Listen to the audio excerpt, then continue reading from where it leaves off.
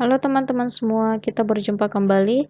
Di video kali ini, saya ingin sharing mengenai jenis-jenis cuti ASN. Seperti yang teman-teman sudah ketahui ya, bahwa salah satu hak untuk seorang ASN adalah mendapatkan cuti. Nah, cuti ini terbagi ke dalam beberapa jenis teman-teman. Nah, kita akan membahas mengenai jenis-jenis cuti tersebut. Seperti sebelumnya, di video-video sebelumnya saya selalu memaparkan peraturannya dulu ya. Nah, di sini juga sama, saya akan memberikan peraturan-peraturannya dulu. Tentu saja kita selalu menjadikan Undang-Undang Nomor 5 Tahun 2014 ini sebagai dasar, karena ini adalah peraturan dasar dari semua peraturan-peraturan mengenai aparatur sipil negara, termasuk cuti teman-teman. Jadi, hak-hak seorang ASN dan kewajibannya itu tertuang dalam undang-undang ini. Kemudian untuk jenis-jenis cutinya itu tertuang dalam peraturan pemerintah. Untuk PNS tertuang dalam PP nomor 11 tahun 2017 dan beberapa pasalnya juga berubah ada di PP nomor 17 tahun 2020. Untuk P3K ada di PP nomor 49 tahun 2018. Kita lihat terlebih dahulu di pasal 21, ini Undang-Undang ASN ya. PNS berhak memperoleh gaji, tunjangan, dan fasilitas. Kemudian cuti, ini yang akan kita bahas nanti. Jaminan pensiun dan jaminan hari tua, perlindungan dan pengembangan kompetensi. Sedangkan P3K itu berhak memperoleh gaji dan tunjangan, kemudian cuti, perlindungan dan pengembangan kompetensi. Mari kita masuk terlebih dahulu di PP nomor 11 tahun 2017 dan PP nomor 17 tahun 2020. Ini mengenai manajemen PNS. Jadi jenis cuti yang dapat diperoleh oleh seorang PNS adalah cuti tahunan, cuti besar, cuti sakit, cuti melahirkan, cuti karena alasan penting, cuti bersama, dan cuti di luar tanggungan negara atau biasanya disingkat CLTN.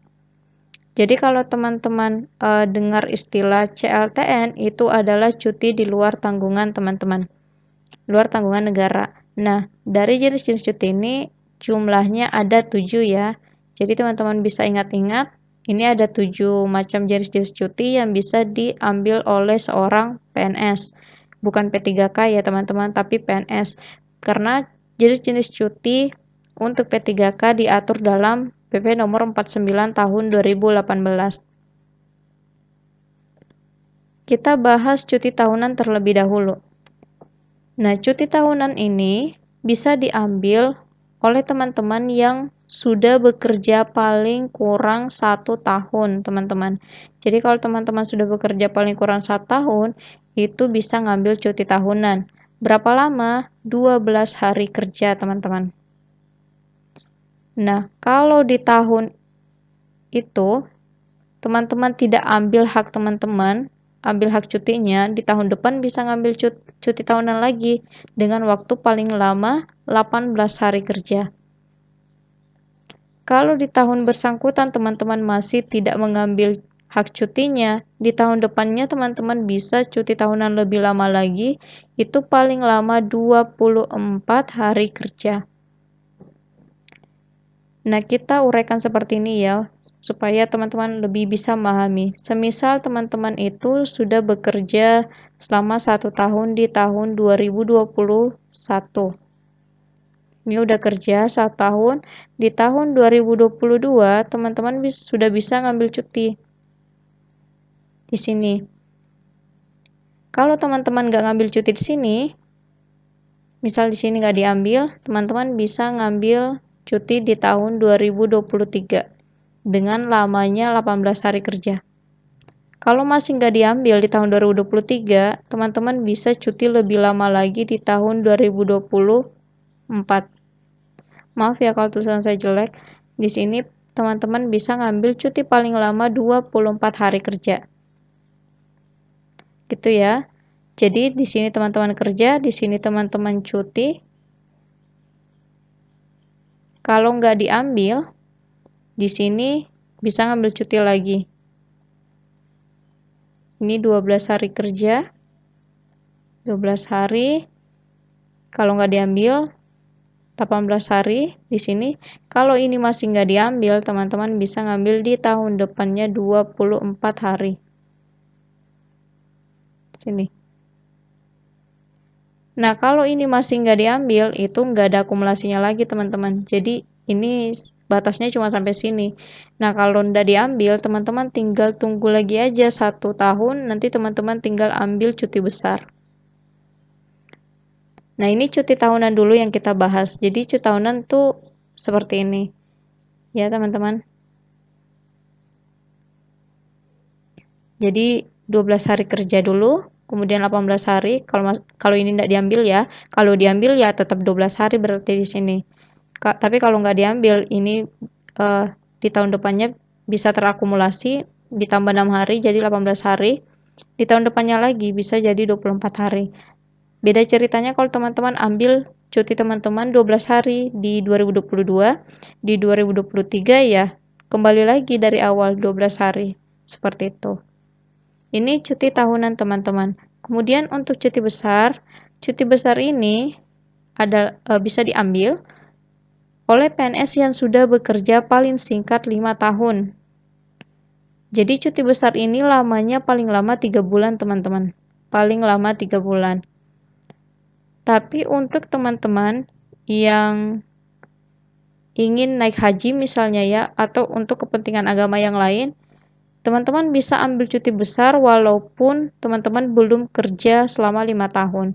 Teman-teman bisa lihat di sini ya ayat 2. Ketentuan paling singkat 5 tahun secara terus-menerus dikecualikan bagi PNS yang masa kerjanya belum 5 tahun untuk kepentingan agama. Jadi semisal nih teman-teman sudah kerja selama 3 tahun.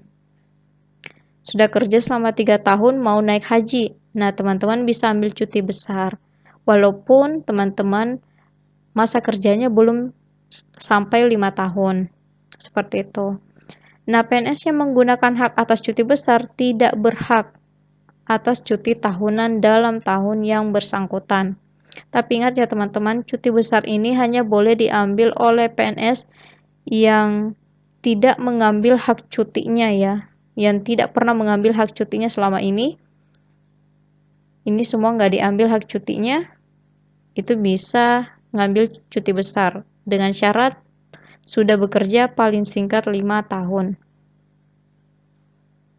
Ini cuti besar, tadi cuti tahunan, cuti besar, kemudian cuti sakit. Sesuai namanya, cuti sakit ini diperuntukkan untuk PNS yang sakit, teman-teman. Untuk PNS yang sakit berhak atas cuti sakit. Tentu saja dengan dilampirkan surat keterangan dokter. Kemudian cuti sakit ini paling lama diberikan 1 tahun. Kalau PNS-nya tidak sembuh dalam waktu 1 tahun, bisa ditambah paling lama 6 bulan, jika memang diperlukan. Tapi, teman-teman tidak bisa asal mengajukan cuti sakit seperti itu ya. Tetap harus diperiksa dulu oleh tim penguji kesehatan yang ditetapkan oleh menteri yang menyelenggarakan urusan pemerintahan di bidang kesehatan. Baru nanti cuti sakitnya bisa ditambah 6 bulan. Kemudian apabila PNS-nya masih tidak sembuh dari penyakitnya dalam jangka waktu 1 tahun 6 bulan, maka nanti akan diperiksa lagi teman-teman oleh tim penguji kesehatannya. Nah, kalau semisal memang masih diperlukan istirahat, maka nanti PNS-nya akan diberhentikan dengan hormat dari jabatannya karena sakit dan akan mendapatkan uang tunggu sesuai dengan ketentuan peraturan perundang-undangan. Jadi untuk mengenai ini itu diatur dalam peraturan yang lain, teman-teman. Kemudian masih di cuti sakit, tapi ini sakit karena keguguran. Jadi PNS yang mengalami keguguran kandungan itu mendapatkan cuti sakit paling lama 1,5 bulan. Kemudian untuk teman-teman PNS yang mengalami kecelakaan itu juga berhak atas cuti sakit, baik itu dalam dan oleh karena menjalankan tugas kewajibannya, nanti akan mendapatkan cuti sakit juga, sampai yang bersangkutan sembuh dari penyakitnya. Oke teman-teman, kira-kira itu yang bisa saya sampaikan. Jadi di video kali ini saya hanya akan menyampaikan 3 jenis cuti ya tadi ya, cuti tahunan, cuti besar, dan cuti sakit. Nah untuk 4 jenis cuti yang lainnya saya akan jelaskan di video yang terpisah. Terima kasih sudah menonton video ini. Jika ada salah-salah kata saya mohon maaf, sampai jumpa di video selanjutnya.